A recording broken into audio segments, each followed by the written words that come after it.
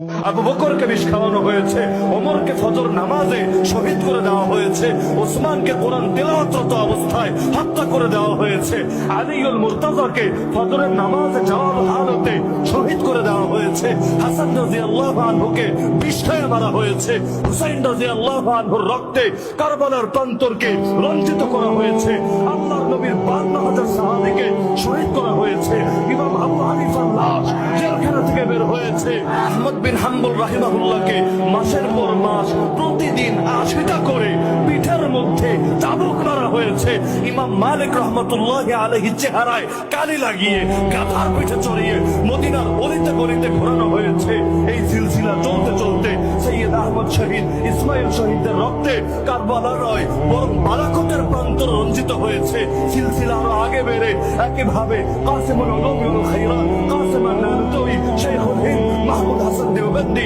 শাইখুল আরবি ওয়াল আজম হুসাইন আহমদ আল মাদানী, শাইখুল তাফসীর আহমদ আলী আল লাহোরী, তাদের রক্তের নজরানা সামনে আসতে আসতে সর্বশেষ আমাদেরও আকাবির এবং অনেক আশিকের রাসূলের রক্তে শাপলার প্রান্তর রঞ্জিত হয়েছে।